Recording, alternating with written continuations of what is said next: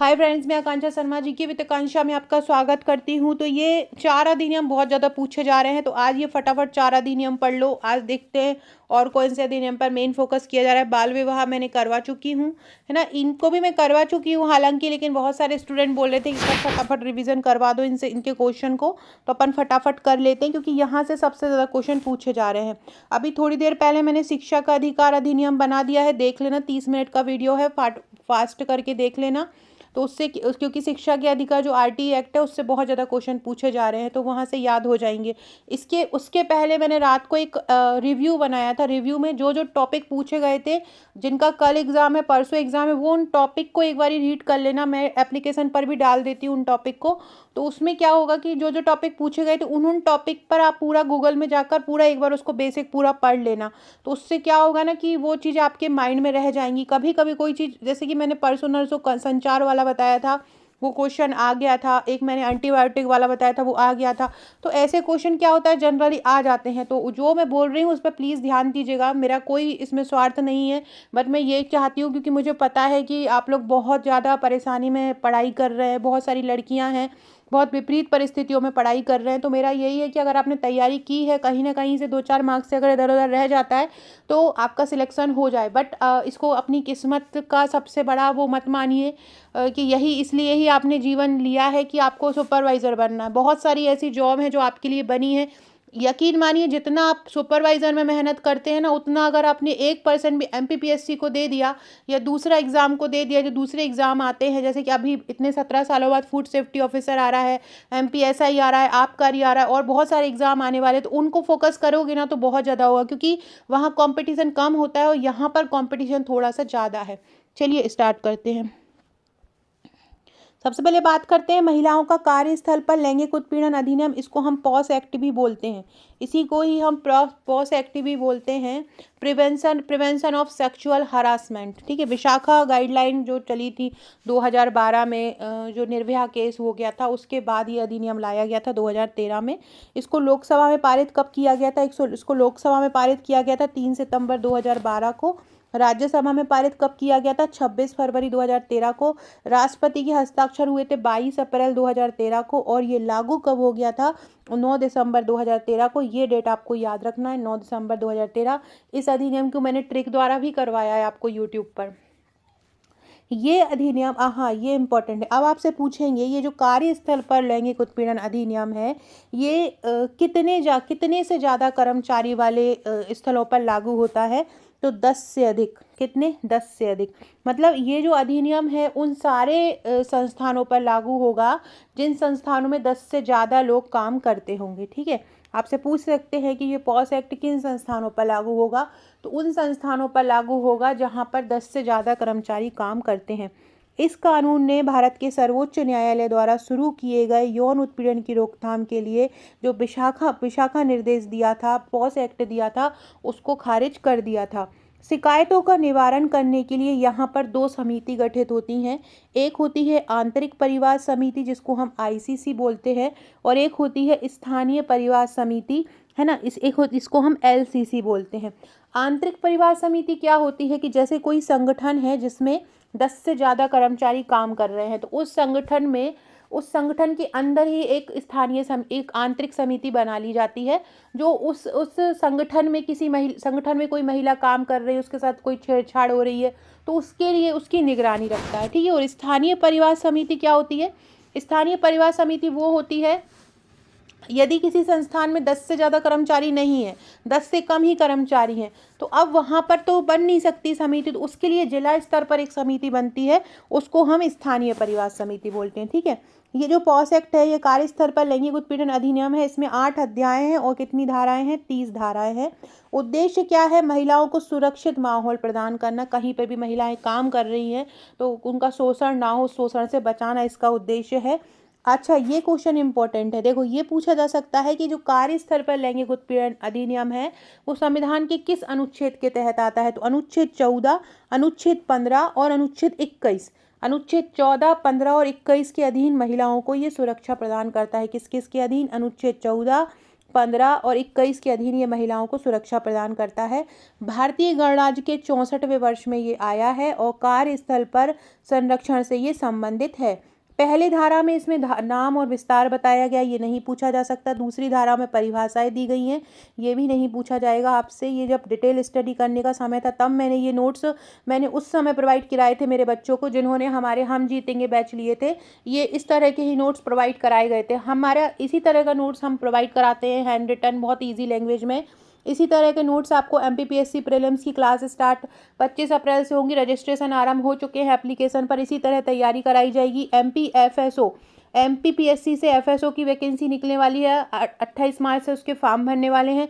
उसके भी इसी तरह नोट तैयार करवाए जाएंगे, डिटेल स्टडी करवाई जाएगी, ट्रिक के साथ टॉपिक याद करवाए जाएंगे, MCQ और टेस्ट लगवाए जाएंगे। ज्वाइन करना चाहते हैं कर लेना। आबकारी में शुरू के 50 लोगों को 499 चार्ज है, उसी को भी ज्वाइन कर लेना अगर इन सब की तैयारी कर रहे हो तो।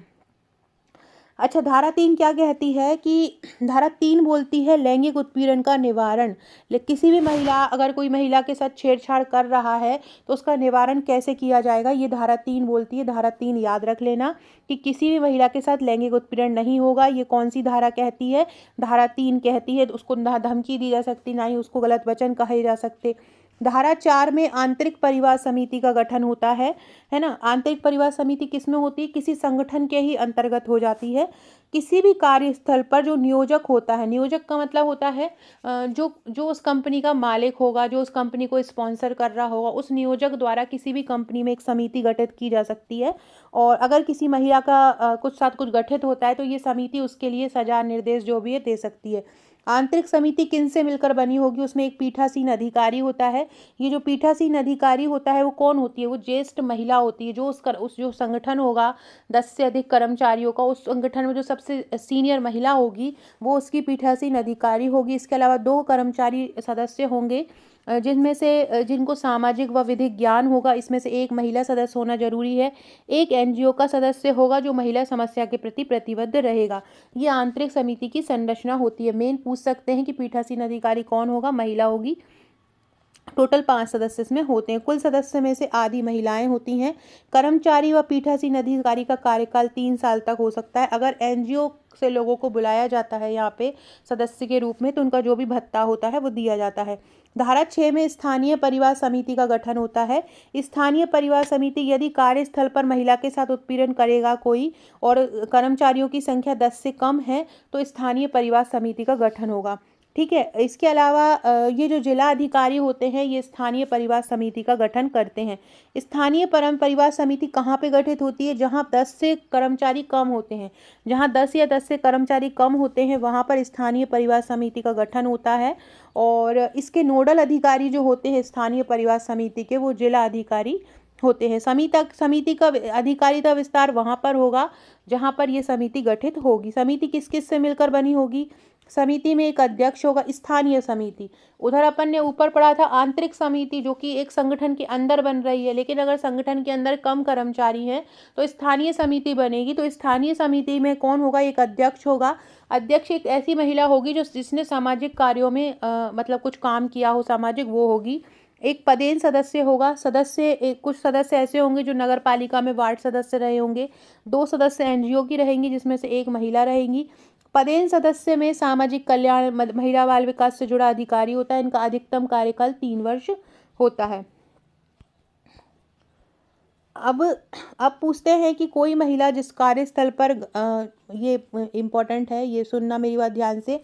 किसी भी महिला के साथ कार्यस्थल पर कोई कुछ घटित हुआ है तो वो 3 महीने के अंदर, जैसे कि सपोज कीजिए आज उस महिला के साथ कुछ गलत हुआ है, अगले दिन वो नहीं कह पाई डर के कारण, अगले दिन नहीं कह पाई, उसके अगले 1 महीने तक भी नहीं कह पाई, फिर भी वो 3 महीने तक का उसके पास समय होता है कि वो अपनी शिकायत है लिखित रूप से, सबसे मेन चीज़ है तो लिखित रूप से एक लिखित शिकायत जो होगी वो अपनी समिति को जाके दे सकती है कि मेरे साथ ऐसा ऐसा हुआ है और ये आदमी ने या ये सीनियर ने मेरे साथ ऐसा ऐसा किया है, ऐसे जाके वो बता सकती है। कितने महीने के अंदर? 3 महीने के अंदर। अब आपसे क्वेश्चन ऐसे पूछ सकते हैं कि कार्यस्थल पर लैंगिक महिला उत्पीड़न अधिनियम के तहत जो महिला है वो कितने दिनों के अंदर अंदर शिकायत कर सकती है? तो 30 दिन के अंदर अंदर शिकायत कर सकती है। अगर आंतरिक समिति है तो आंतरिक समिति में करेगी, नहीं तो स्थानीय समिति में ही करेगी। लेकिन लिखित दिया जाना चाहिए। लिखित, अगर वो लिख नहीं पाती, अनपढ़ है, तो उसे किसी की सहायता लेना पड़ेगी, बट लिखित ही देना पड़ेगी। ठीक है। यदि महिला असमर्थ है, मृत्यु हो गई है, तो उसका विधिक वारिस जो है वो इसकी शिकायत कर सकता है। इसके अंतर्गत सुलह भी की जा सकती है। सुलह के माध्यम से भी इस केस को सुलझाया जा सकता है।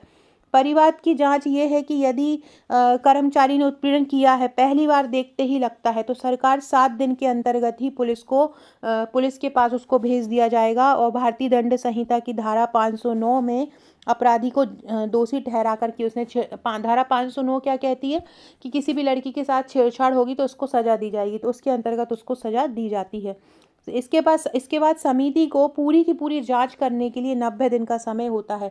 समिति पूरा जो जांच करेगी उसमें कितना दिन का समय लेगी? 90 दिन का समय लेगी।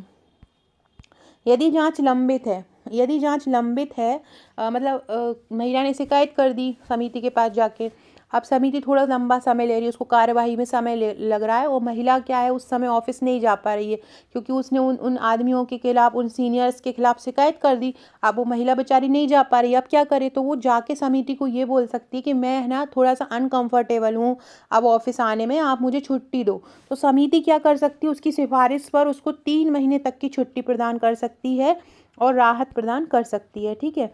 इसके अलावा जांच पूरा होने के 10 दिन के भीतर ही समिति नियोजक को जांच रिपोर्ट देगी। नियोजक मतलब उस जो कंपनी का जो नियोजक होगा, कंपनी का जो मालिक होगा, उस समिति उस कंपनी के मालिक को रिपोर्ट देगी कि क्या किसी ने उसके महिला के साथ सचमुच गलत हुआ है या नहीं हुआ है, या महिला ने गलत किया है, ये सारी जानकारी होगी।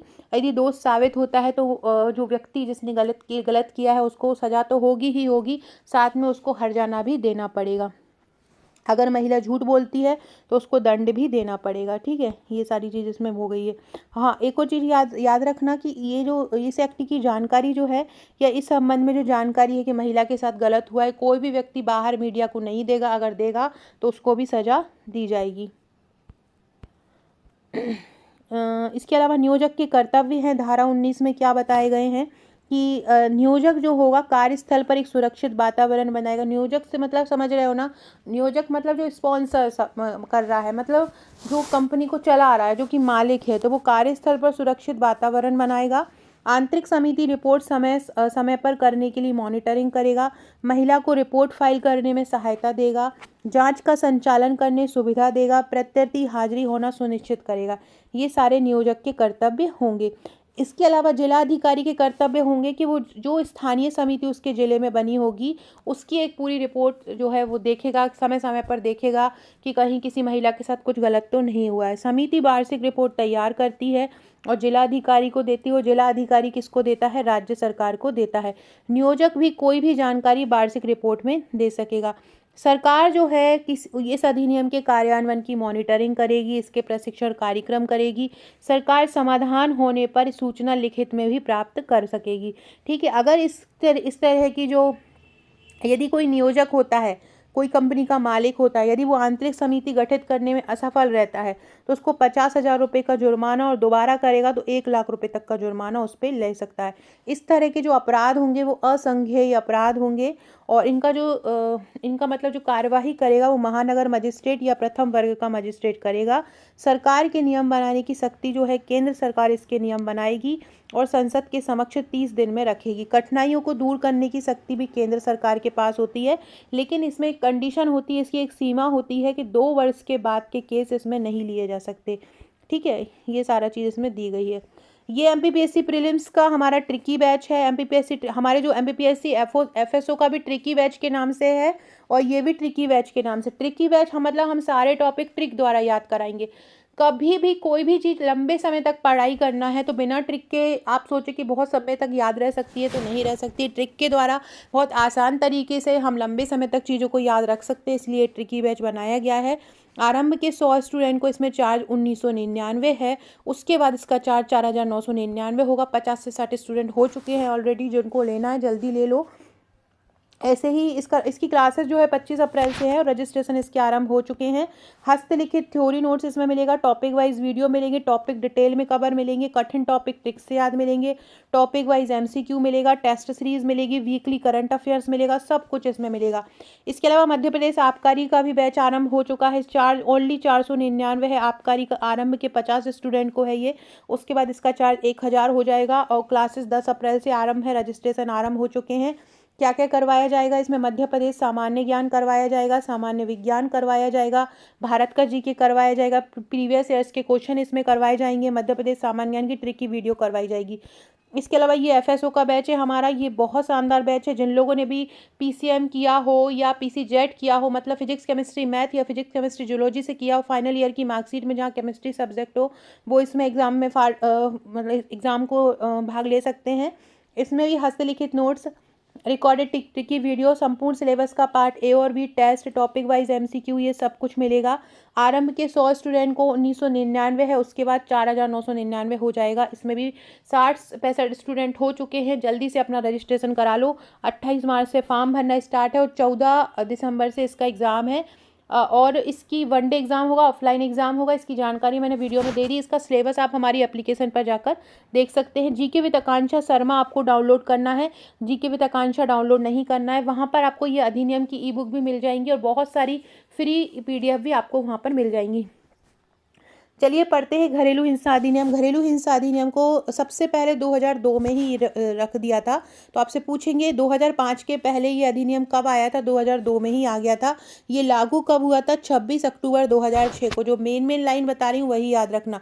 लागू कब हुआ? ये 26 अक्टूबर 2006 को लागू हुआ। इसमें 5 अध्याय हैं और 37 धाराएं। 26 से याद रखना, छवि से याद रखो। जब कोई घरेलू हिंसा करता है महिला के साथ तो उसकी छवि खराब हो जाती है ना। तो 26 अक्टूबर 2006 से याद रखोगा। यह अधिनियम संविधान के अनुच्छेद 19 एवं अनुच्छेद 21 के अंतर्गत आता है। अब आपसे पूछेंगे कि घरेलू हिंसा अधिनियम संविधान के किस अनुच्छेद के अंतर्गत आता है? तो अनुच्छेद 19 एवं अनुच्छेद 21 के अंतर्गत आता है। इसमें व्यथित लड़की वो होती है जिसके साथ कुछ भी गलत हुआ होता है ना। और इस प्रत्यर्थी वो होता है जिसने गलत किया होता है। बालक वो होता है जिसकी आयु 18 वर्ष से कम हो। ये वो दत्तक ग्रहण भी हो सकता है, सौतेला भी हो सकता है, गोद लिया बालक भी हो सकता है। मजिस्ट्रेट वो होते हैं जो उस क्षेत्र का जो अधिकारिता होती है वो मजिस्ट्रेट कहलाते हैं। घरेलू हिंसा में कौन कौन सी हिंसा शामिल हो जाती है? आर्थिक, शारीरिक, लैंगिक, मौखिक, ये सारी हिंसा इसमें शामिल हो जाती है। जो व्यक्ति घरेलू हिंसा की सूचना देता है उसके विरुद्ध किसी भी प्रकार की सिविल या आपराधिक कार्यवाही नहीं की जा सकती। जो व्यक्ति घरेलू हिंसा की सूचना देता है उसके विरुद्ध ये कार्यवाही नहीं की जा सकती। ऐसा पुलिस अधिकारी, सेवा प्रदाता या मजिस्ट्रेट का कर्तव्य होगा कि घरेलू हिंसा की उसको सूचना मिलती है तो वो इसकी कार्यवाही करे। जिसे घरेलू हिंसा की कोई रिपोर्ट प्राप्त हुई है व्यथित व्यक्ति की, उसको निम्न सूचना से अवगत कराएगा। मतलब यदि किसी अधिकारी को घरेलू हिंसा की सूचना प्राप्त हुई है तो वो व्यथित महिला को क्या क्या जानकारी उपलब्ध कराएगा कि उसको संरक्षण आदेश मिल सकता है, उसको पैसों की राहत मिल सकती है, उसको अभिरक्षा मतलब कस्टडी आदेश मिल सकता है, निवास आदेश मिलता है, प्रतिकर मतलब कॉम्पनसेशन मिल सकता है, उसको सेवा प्रदाता की सेवा प्राप्त कर सकता, मतलब जो सेवा प्रदाता हर जिले में नियुक्त किए जाते हैं महिलाओं के लिए, वो उस महिला को उसकी सेवा प्राप्त हो सकती है। वह संरक्षण अधिकारी की सेवा प्राप्त कर सकता है हर जिले में। मतलब घरेलू हिंसा अगर किसी महिला के साथ हुई हो तो वो सबसे पहला जो व्यक्ति होगा जिससे महिला शिकायत करती है, मतलब पहला कोऑर्डिनेशन जिससे होगा ना महिला का, वो संरक्षण अधिकारी ही होगा। संरक्षण अधिकारी एक महिला होती है, ये भी याद रखना।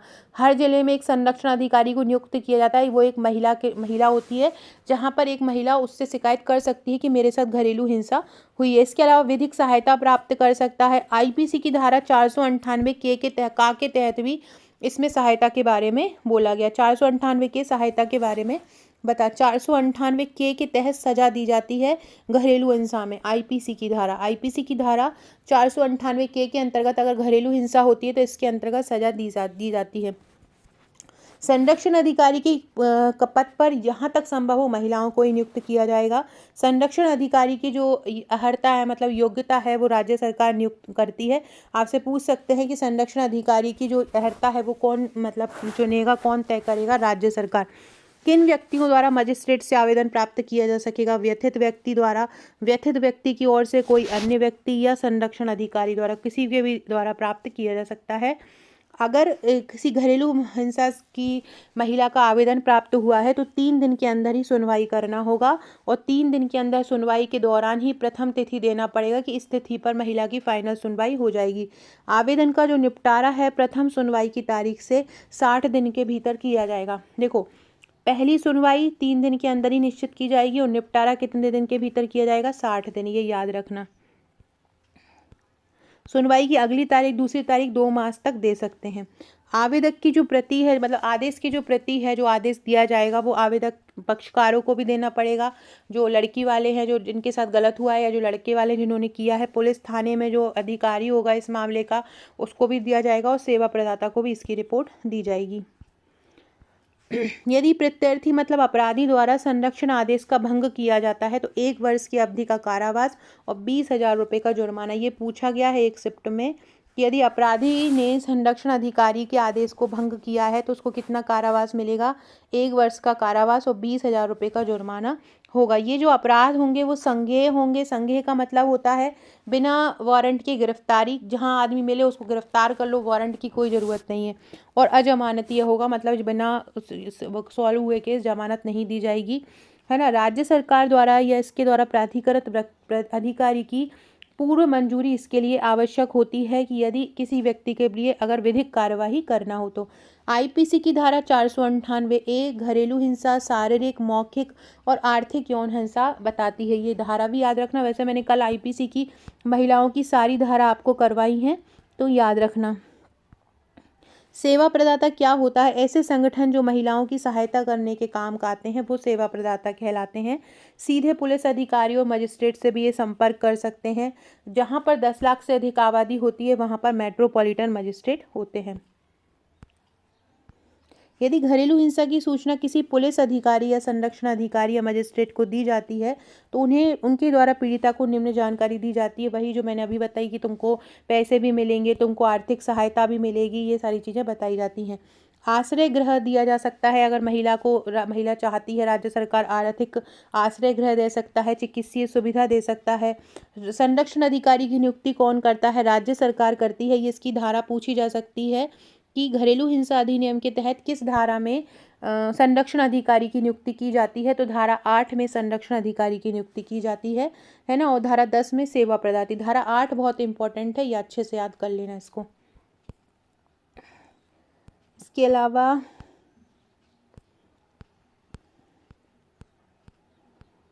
कार्यवाही जो होगी, अगर महिला चाहती है कि उसकी जो कार्यवाही हो घरेलू हिंसा की वो बंद कमरे में हो तो बंद कमरे में भी हो सकती है। वो बंद कमरे में इच्छा लड़का भी वाला भी चाह सकता है और लड़की भी चाह सकती है, कोई भी चाह सकता है ना। संरक्षण आदेश, निवास आदेश दे सकती है, रहने का आदेश, महिला को धन का अनुतोष देने का, पीड़िता या उसकी संतान को घरेलू हिंसा के बाद जो भी खर्चा हानि हुई हो और जो भी अनुतोष है वो जो मजिस्ट्रेट है वो दे सकता है ऐसा आदेश कि जिसने गलत किया है वो महिला को पैसे दे सकता है। इसके अलावा संतान से मिलने की भी धारा 21 के अंतर्गत बोल सकता है मजिस्ट्रेट की पति से बच्चे को मिलने दिया जाए। धारा 22 में क्षतिपूर्ति आदेश दे सकता है। अब ये सजा का एक बार ये अच्छे से पढ़ लेना। यदि प्रत्यर्थी संरक्षण आदेश का भंग करता है तो उसको 1 साल तक की सजा और 20,000 रुपये तक का जुर्माना मिलता है। संरक्षण अधिकारी यदि कर्तव्यों का निर्वहन नहीं करता है तो उसको भी 1 वर्ष की सजा और 20,000 तक का जुर्माना मिलता है। ठीक है, ये सारे फैक्ट याद रखिएगा। अब बात करते हैं मातृत्व लाभ अधिनियम की। बहुत ही महत्वपूर्ण अधिनियम करवा रही हूँ मैं आपको, इम्पोर्टेंट ये जो इम्पोर्टेंट फैक्ट हैं वही आपको करा रही हूँ, इसलिए अच्छे से करते जाइए। और वीडियो अच्छा लगे तो लाइक शेयर सब्सक्राइब जरूर करते जाइएगा। मेरा प्ले स्टोर से एप्लीकेशन डाउनलोड कर दीजिए, वहाँ से बहुत सारी फ्री PDF मिल जाएंगी, उसको पढ़ लीजिएगा। कुछ पेड PDF भी अगर परचेज़ करना चाहें तो कर लीजिएगा, 50, 60, 70 रुपये में डली हुई हैं। इसके अलावा 6260190944 मेरा व्हाट्सअप नंबर है। आपने अपना नंबर व्हाट्सअप पर मेरे पास सेव नहीं कराया है तो व्हाट्सअप पर सेव भी करा दीजिएगा। वहाँ पे भी आपको महत्वपूर्ण डाटा स्टेटस के थ्रू मिलता रहेगा। किसी भी एग्ज़ाम की तैयारी कर रहे हो एमपीपीएससी की कर रहे हो, एमपीपीएससी से एफएसओ की तैयारी कर रहे हो, आबकारी की तैयारी कर रहे हो, एमपीएसआई की कर रहे हो, जल्द सारे कोर्स हमारे चैनल पर स्टार्ट हो जाएंगे। सारों के रजिस्ट्रेशन आरंभ है। एमपीएसआई का भी 2 या 3 दिन में रजिस्ट्रेशन स्टार्ट हो जाएगा, तो सारे लोग ज्वाइन कर लो। बहुत शानदार मैं तैयारी आप लोगों के लिए कराने वाली हूँ। अब मातृत्व लाभ अधिनियम जो है पहला कब जारी हुआ था? 12 दिसंबर 1961 में। 12 दिसंबर 1961 में पहली बार जब संशोधन हुआ था मातृत्व लाभ अधिनियम, कब आ गया था? 12 दिसंबर 1961 में हो गया था। और इसमें संशोधन कब हुआ? संशोधन 2016 में हुआ और ये लागू कब हो गया था? 1 अप्रैल 2017 को।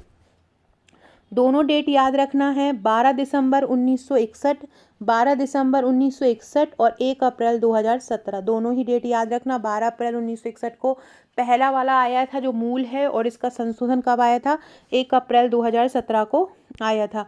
मातृत्व लाभ अधिनियम क्या कहता है? प्रसव के पहले और बाद में कुछ अवधि के लिए कुछ प्रतिष्ठानों में महिलाओं की नियुक्ति को विनियमित करता है। मतलब ये ऐसी महिलाएं जो गर्भवती हैं और उनको संस्थान में जो काम करती हैं, ऐसे संस्थान जहां 10 से ज़्यादा कर्मचारी काम करते हैं, ऐसे संस्थान जहां 10 से ज़्यादा कर्मचारी काम करते हैं, उन संस्थान में अगर महिला काम कर रही है तो उनको मातृत्व लाभ दिया जाता है या प्रसूति लाभ दिया जाता है, ताकि वो जो अपना जो प्रसव पीरियड रहता है उसमें घर पे रह सके और उनको जो पैसा होता है वो भी उनको मिल सके। पहले इसमें केवल 12 सप्ताह का अवकाश दिया जाता था, लेकिन वर्तमान में उसको बढ़ाकर 26 सप्ताह कर दिया है। ठीक है, ये मेन आपको पूछा जाता है। ये अधिनियम खानों, फैक्ट्रियों, सर्कस, उद्योग 10 या अधिक व्यक्तियों को कार्य करने लगता है, उनके लिए सबके लिए लागू है। मतलब ये अधिनियम ऐसे सारे प्रतिष्ठानों पर लागू होता है जहां 10 या 10 से अधिक कर्मचारी काम करते हैं। ये क्वेश्चन भी पूछा गया है। ये उन सभी जगहों पर लागू होता है जहां 10 या 10 से अधिक कर्मचारी काम करते हैं। ये राज्य सरकार द्वारा विस्तारित किया जाता है। ये इम्पोर्टेंट फैक्ट है कि इसमें पूछेंगे कि कौन है ना मातृत्व लाभ अधिनियम 1961 के तहत पात्र नहीं है, या मातृत्व लाभ अधिनियम 2017 के तहत पात्र नहीं है। तो ऐसे लोग पात्र नहीं हैं जो इस योजना का लाभ पाते हैं। कौन सी योजना का? राज्य बीमा अधिनियम 1948। इस योजना का जो लाभ पाते हैं वो इसके अंतर्गत पात्र नहीं होते हैं। ठीक है, ये आपको ध्यान रखना है। श्रम मंत्रालय में केंद्रीय औद्योगिक श्रम मशीनरी और इसका एक नोडल मंत्रालय होता है। कोई नियोक्ता उसके प्रसव या गर्भपात के तुरंत बाद 6 सप्ताह तक किसी प्रतिष्ठान में जानबूझकर महिला को नियुक्त नहीं करेगा। कोई नियोक्ता मतलब होता है जो किसी भी कंपनी का जो आयोजक होता है, किसी भी कंपनी का जो मालिक होता है, वो क्या करे, जब भी डिलीवरी हुई हो या गर्भपात हुआ हो महिला का, तो उसके 6 महीने तक महिला को कंपनी में आने के लिए नहीं बोलेगा, महिला को जॉब पर आने के लिए नहीं बोलेगा, नहीं तो उसको सजा दी जाएगी, उसको जुर्माना लिया जाएगा। प्रत्येक महिला का ये हक होगा कि वो एक दैनिक मजदूरी की जो दर होती है उसका डेली भुगतान अपने पास पा सके। उसको जो भी उसकी सैलरी होती है उसके वो जो छुट्टी भी लेगी तो उसको उसका मातृत्व हक पाने का हक रहेगा। ठीक है, मातृत्व अवधि के लिए महिला मातृत्व अवधि के लिए हकदार होगी, वह 12 सप्ताह के लिए होगी। ये कब बोला था? 1961 के अधिनियम में बोला था। इसमें प्रसव का दिन सहित पहले 6 सप्ताह तथा उस दिन के तुरंत बाद के 6 सप्ताह होते थे, लेकिन अब संशोधन हो गया। नरेंद्र मोदी जी ने संशोधन कर दिया विधेयक। तो ये मातृत्व लाभ अधिनियम 2016 कहलाता है, लेकिन इसका जो लागू हुआ था वो 2017 में आया था। ठीक है, मातृत्व लाभ अधिनियम 1961 में संशोधन इस प्रकार है। 2 बच्चों के लिए मातृत्व लाभ की सुविधा 12 सप्ताह से बढ़ाकर 26 सप्ताह कर दी है। केवल ये 2 बच्चों के लिए है, ये भी आपको याद रखना है। मातृत्व लाभ अधिनियम का लाभ केवल 2 बच्चों के लिए मिलेगा। पहले ये 12 सप्ताह था, फिर कितना हो गया? 26 सप्ताह हो गया, लेकिन कितने के लिए? 2 बच्चों के लिए। अगर 2 से ज़्यादा बच्चे होते हैं तो लाभ तो दिया जाएगा, बट केवल 12 सप्ताह का ही दिया जाएगा। इसके अलावा जो कमीशनिंग मदर होती हैं, जैसे सरोगेटेड मदर होती हैं, एडॉप्टिंग मदर मतलब जिन्होंने बच्चे को गोद लिया हो, उनको भी 12 सप्ताह का लाभ मिलेगा, 26 सप्ताह का लाभ नहीं मिलेगा। ठीक है, 50 या अधिक कर्मचारियों वाले प्रतिष्ठानों में क्रैंच का अनिवार्य होगा। मतलब क्रैंच मतलब होता है झूला घर। एक कंपनी जहाँ पे 50 से ज़्यादा कर्मचारी काम करते हैं वहाँ पर एक क्रैंच घर भी होना चाहिए, जिससे महिला अपने बच्चे को ला सके और वहाँ पर रख सके। इसके अलावा 3500 रुपये का इसमें भत्ता भी दिया जाता है। याद रख लेना, इसमें 3500 रुपये का भत्ता भी दिया जाता है। और महिला को कम से कम एटलीस्ट 80 दिन तक इसमें काम करना पड़ेगा, तब उसको ये लाभ मिलेगा। किसी भी संस्थान में महिला को कितने दिन काम करने पर मातृत्व लाभ मिलेगा? 80 दिन काम करने पर उसको मातृत्व लाभ का लाभ मिलेगा। इसके अलावा 44वें, 45वें और 46वें एक श्रम सम्मेलन हुआ था, वहाँ पे भी इसको 24 सप्ताह तक बढ़ाने की सिफारिश की थी। महिला बाल विकास मंत्रालय ने 8 माह तक इसको बढ़ाने का प्रस्ताव रखा है। विश्व स्वास्थ्य संगठनों ने भी माँ और बच्चे की स्वास्थ्य की सुरक्षा के लिए 24 हफ्ते का मातृत्व अवकाश देने को जरूरी बताया है और 24 हफ्ते तक स्तनपान के जरूरी बताया है। मातृत्व लाभ संशोधन विधेयक में क्या कहा गया है, 12 से बढ़ाकर 26 हफ्ते कर दिया है। ठीक है। इसके अलावा 1961 में ये 6 हफ्ते की प्रसव पूर्व थी, लेकिन अब 8 हफ्ते कर दिया है। अब प्रसव से पहले 8 हफ्ते पहले ही माता जो है वो अवकाश ले सकती है। और संशोधित विधेयक में 50 या उससे अधिक कर्मचारियों के लिए क्या होगा, क्रैंच गृह होगा, जहाँ पर महिला दिन में 3-4 बार जा सकती है। ठीक है। इस अधिनियम में संशोधन के बाद 118 मिलियन कार्यरत महिलाओं को लाभ मिलेगा। कनाडा जो है सबसे ज़्यादा मातृत्व लाभ अवकाश का लाभ देता है। कनाडा नंबर 1 पे है पूरे विश्व में, 50 सप्ताह का अवकाश देता है मातृत्व, और नॉर्वे जो है वो 44 सप्ताह का देता है। और भारत अब दुनिया में तीसरा सबसे अधिक मातृत्व देने वाला, मतलब मातृत्व की अवकाश देने वाला तीसरा देश बन गया है। इसके अलावा मैं ये भी याद रखना, कितने दिन का छुट्टी दे सकती है महिला, मतलब कितने दिन काम करने वाली महिलाओं को अवकाश मिलता है। किसी भी संगठन में यदि महिला ने 80 दिन काम किया हो तो उसको इसका लाभ मिल सकता है। अब अगला एक्ट पढ़ते हैं, MTP act, medical termination of pregnancy act इसको बोलते हैं। गर्भपात को लेकर ये कानून है, ये लागू कब हुआ है, 10 अगस्त 1971 को। 2021 में इसमें संशोधन हुआ है। देखो लास्ट में इधर भी एक है, इधर भी एक है, तो याद रखना ये 1971 को हुआ और 2021 में इसमें संशोधन हुआ है। मतलब कोई भी महिला का गर्भपात नहीं करा सकता है, वो गर्भपात कराना एक कानून है, कानून के विरुद्ध है। लेकिन अगर कुछ विशेष परिस्थितियां होती हैं, जैसे कि महिला के साथ कुछ गलत हो गया हो, उसके साथ रेप वगैरह हो गया हो, है ना, और महिला के साथ कुछ आनुवंशिक स्थिति जुड़ी हुई हो, महिला की फैमिली में कुछ आनुवंशिक स्थिति हो कि उसके बच्चे में कहीं कुछ खराबी आ गई हो, या मतलब कम उम्र में ही महिला मतलब प्रेग्नेंट हो गई हो, तो ऐसी कुछ स्थितियों में गर्भपात कर सकते हैं। पहले जो था ना, पहले केवल 12 सप्ताह तक ही गर्भपात करा सकते थे, लेकिन वर्तमान में इसको 24 सप्ताह तक कर दिया है। वर्तमान में इसको कितना कर दिया है, 24 सप्ताह तक। यदि 12 सप्ताह तक में गर्भपात कराना है, यदि 12 सप्ताह में गर्भपात कराना है तो केवल एक डॉक्टर की अनुमति होगी। लेकिन यदि 24 सप्ताह में गर्भपात कराना है तो 2 डॉक्टर की परमिशन आवश्यक होगी, जो 2 प्रमाणित डॉक्टर होंगे उनकी परमिशन आवश्यक होगी। इस कानून के तहत पंजीकृत या लाइसेंस प्राप्त चिकित्सा पेशेवर को कुछ खास स्थितियों में गर्भपात कराने की अनुमति देते हैं। 1971 के अधिनियम में इसकी अवधि 20 हफ्ते थी, पहले 12 हफ्ते थी, विशेष परिस्थितियों में 20 थी, लेकिन अब इसको बढ़ाकर कितना कर दिया है, 24 कर दिया है। 2021 के संशोधन में 20 हफ्तों को बढ़ाकर कितना कर दिया है, 24 कर दिया है। 20 सप्ताह से ज़्यादा में अगर गर्भपात करेंगे तो 2 डॉक्टरों की सलाह लेनी पड़ेगी। MTP एक्ट 1971 के तहत गर्भपात अनुमति कितनी थी, 20 सप्ताह थी। 12 सप्ताह तक का जो गर्भपात होता था वो सुरक्षित माना जाता है। 12 सप्ताह शुरू का जो 12 सप्ताह रहेंगे, है ना, लगभग शुरू के 2-3 महीने वो गर्भपात के लिए सुरक्षित है, लेकिन उसके बाद जो गर्भपात होता है थोड़ा सा डेंजरस हो जाता है, तो वो डॉक्टरों की परमिशन से ही कर सकते हैं। पंजीकृत चिकित्सक उसमें राय देंगे, कुछ सलाह देंगे, उसके बाद ही कर सकते हैं। 20 सप्ताह तक गर्भ की समाप्ति के लिए एक चिकित्सक की राय आवश्यक होती है, और उसके ऊपर अगर करते हैं, ये ध्यान रखना, मैंने नीचे शायद इसमें दो चिकित्सक बता दिया है। 20 सप्ताह तक अगर करोगे तो एक ही चिकित्सक की ज़रूरत होगी, और 20 से अगर ज़्यादा में करोगे, 20 से अगर ज़्यादा में अगर गर्भपात कराओगे तो 2 पंजीकृत चिकित्सकों की आवश्यकता होगी। ये भ्रूण से संबंधित गंभीर असमानताओं वाले मामलों में 24 सप्ताह के बाद भी कर सकते हैं, 26 सप्ताह तक।